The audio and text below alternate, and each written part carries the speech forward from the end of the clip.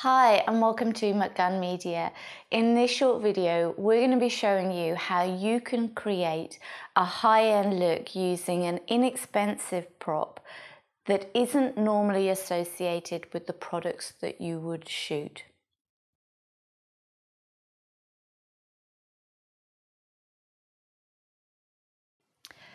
When you're first starting out, it's very tempting to go out and buy amazing, gorgeous props for the products that you're shooting. However, it's not always necessary.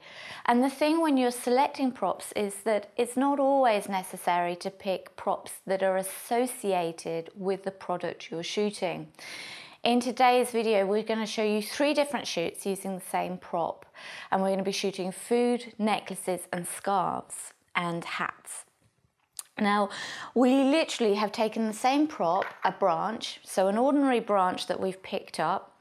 Now, all of those products that I've just mentioned could have worked with the product, with this branch, the way it is. But the thing is that it's already based in reality if we keep it the same colours. And in order to make sure that we could photograph food or necklaces with this branch and have it connected, we've actually painted this branch white. And let me show you. Straight away, you've taken a normal branch into a very modern, clean look. And the branch itself, I mean, it's really beautiful. We've picked one with buds on and just literally painted the whole thing white. Now, the second thing to discuss is the backdrop. Now, putting this on a surface, a clean white surface that we have here, it shows, again, very modern, very sleek, and it's a really great look. The only thing I would say is that for what we're shooting, I would have liked a little bit more texture in the back. So we actually selected a piece of polystyrene to give a little bit of texture behind the tree branch, because obviously the tree branch is very textured.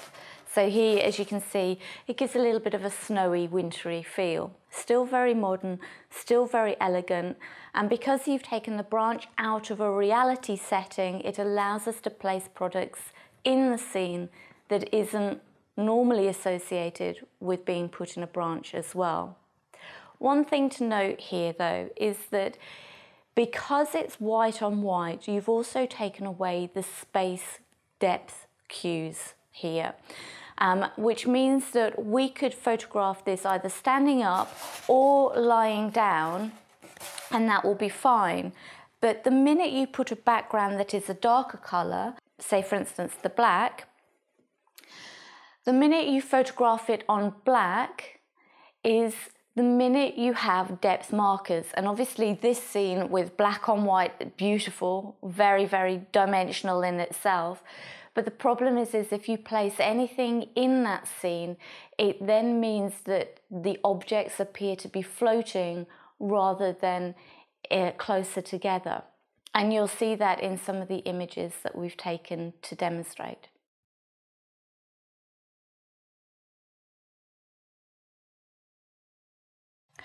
So in our studio, we have window light coming from the right.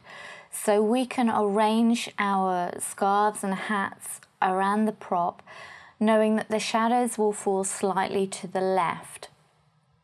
Obviously, arranging the products in the tree mean that we're always conscious of making sure that the details of the product are showing to the camera, and we're taking this from the view of above.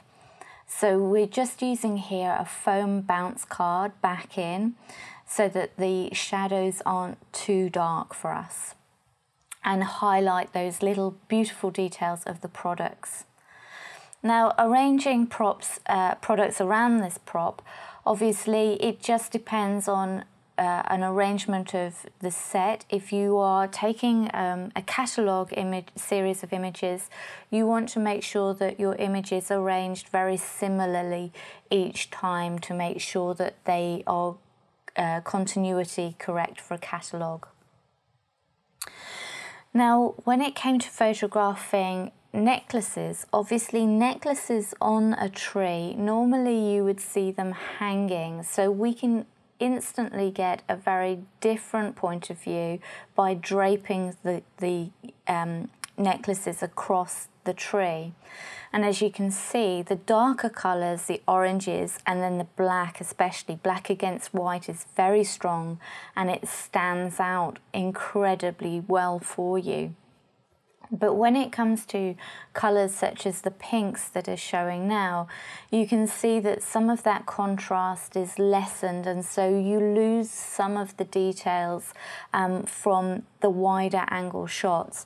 So in order to compensate for that, we took images a little bit closer up to make sure that they were showing the true hero, i.e. the necklaces in this case, but still using the same products and still using the bounce fill card on the left to bounce the window light back into our images for us. Now, when it comes to food photography, obviously food photography, you don't normally see it arranged around a tree branch. And in this case, we have little pies, little lemon curd pies that we're arranging around the tree to make them look like tree blossoms. But obviously, it's not a natural setting, it's not a plate, it's not something that you would see in a kitchen, so it instantly stands out for us very nicely. And again, the bounce card, the fill card from the left, allows us to take that overhead shot as well as the close-ups and bounce light in.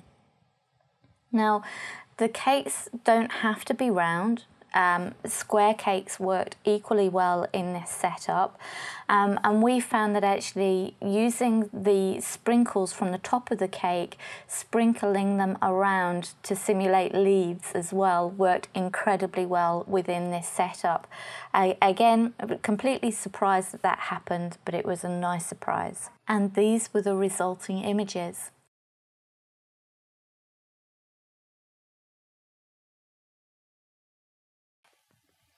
I hope that you found this video to be useful. If you did, please leave us comments in the comments box below, but don't forget to subscribe to this channel in order for you to receive videos as and when they come out.